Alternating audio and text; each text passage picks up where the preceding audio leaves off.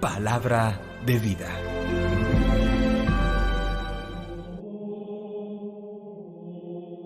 Del libro del Eclesiástico, capítulo 44, versículos 1, 9 al 13. Hagamos el elogio de los hombres de bien, de la serie de nuestros antepasados, a quienes no dejaron recuerdo y acabaron el acabar su vida. Fueron como si no hubieran sido, y lo mismo sus hijos tras ellos. No así, los hombres de bien. Su esperanza no se acabó. Sus bienes perduran en su descendencia. Su heredad pasa de hijos a nietos. Sus hijos siguen fieles a la alianza y también sus nietos, gracias a ellos. Su recuerdo dura por siempre. Su caridad no se olvidará. Palabra de Dios. Te alabamos, Señor. Salmo 149. El Señor ama a su pueblo.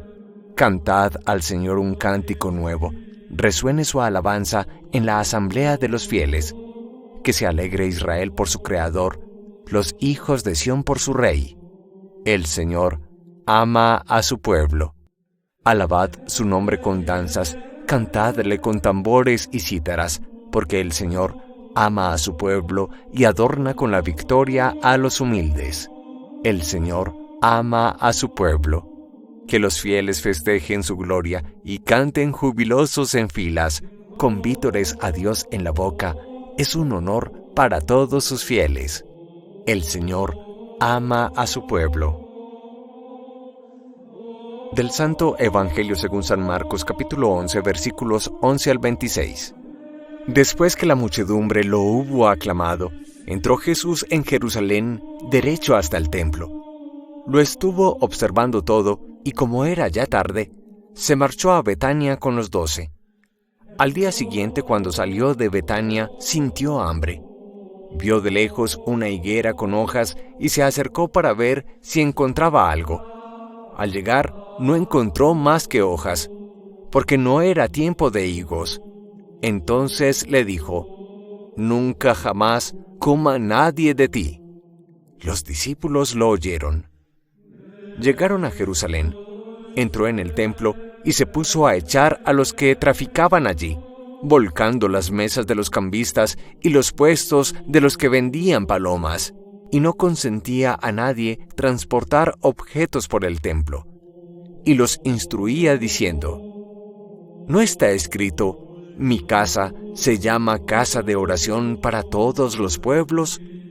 Vosotros, en cambio, la habéis convertido en cueva de bandidos».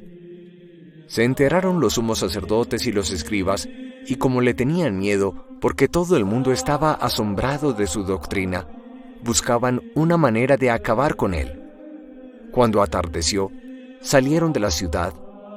A la mañana siguiente, al pasar, vieron la higuera seca de raíz.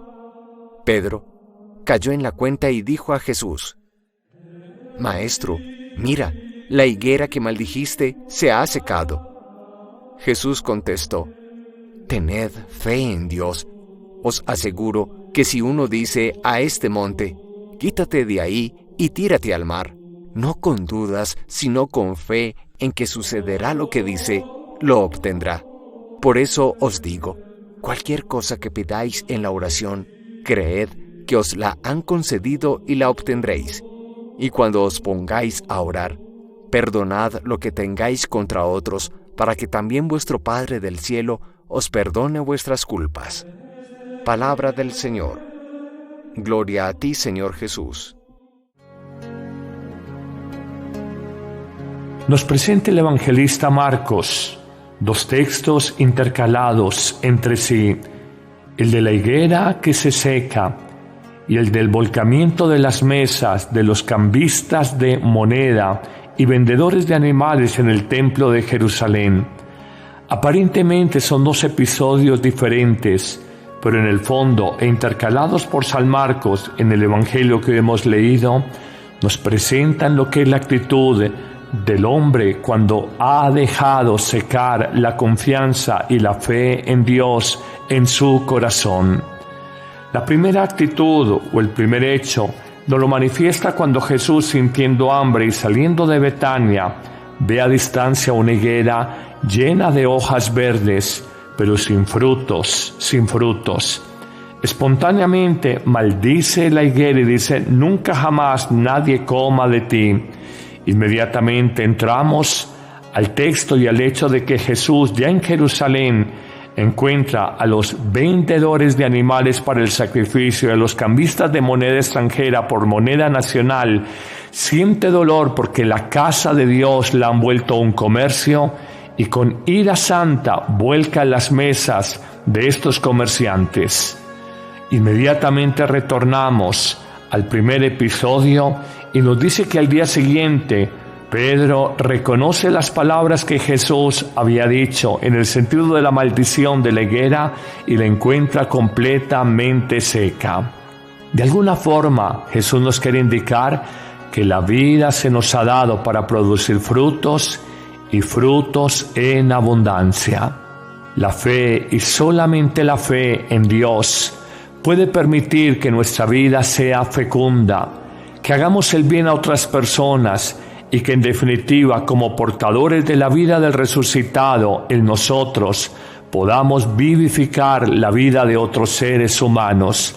De lo contrario, seremos como la higuera, que abundante en hojas es incapaz de dar fruto, o como los sumos sacerdotes que nos menciona aquí en el templo, muy airados, muy perfumados, muy revestidos, estaban con hojas como la higuera, pero no daban fruto, y permitían que la casa de Dios, la casa santa, el lugar de oración por excelencia, fuera simplemente un lugar de comercio vulgar para todos.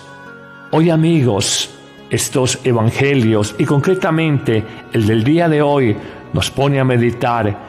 Mi fe es tan profunda que es capaz de dar frutos de conversión en la propia vida y de animar a la conversión de otras personas. Mi fe es madura y es capaz de animar a otras personas, de sembrar esperanza y paz en sus corazones. Siento que Dios verdaderamente acompaña y guía mi vida, o me muevo entre el abatimiento, el desánimo y la desesperanza, sentimientos tan comunes hoy en día.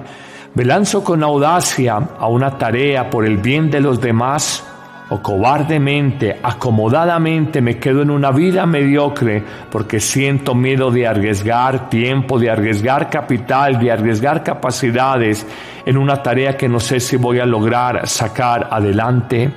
Jesús, en la parte final de este evangelio, nos invita a que tengamos una fe profunda en Dios y nos señala que la fe hace imposibles, colocando la imagen de que si tenemos fe le podremos decir a una montaña, con lo que significa la grandeza de una montaña, que se siembre y que se tire al mar, y ella lo hará.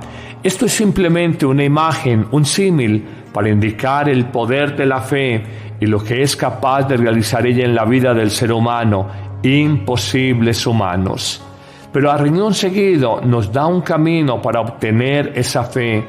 Todo lo que pidan en oración, crean que ya lo han conseguido y lo obtendrán. Y nos pide como condición de esa fe que cuando oremos y cuando nos entreguemos a Dios, pidamos la gracia de perdonar a los que nos han lastimado, para que también el Padre Dios nos perdone a nosotros. Una oración de un corazón que lo ha perdonado todo a sus detractores, a quienes le ofenden, es una oración que sube hasta Dios, que alimenta la fe personal, y alimentada la fe personal podemos dar frutos en la higuera, podemos cambiar nuestra mirada frente al templo interior y no ser simplemente una vida en función del comercio, en función del dinero, sino descubrir que nuestra vida es templo de Dios y que nos debemos fundamentalmente a Él. Señor Jesús, es un evangelio que en distintas escenas nos muestra lo que es el llamado universal a ser fecundos, a dar vida a otros, a entregarnos a los demás.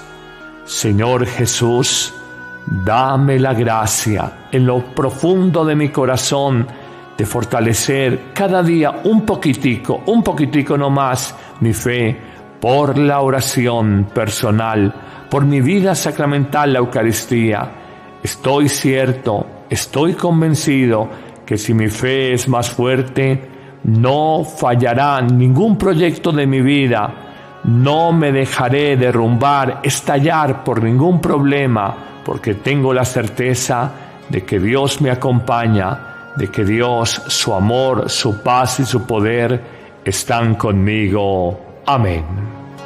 Que el Señor te bendiga abundantemente en este día, en el nombre del Padre, y del Hijo, y del Espíritu Santo. Amén.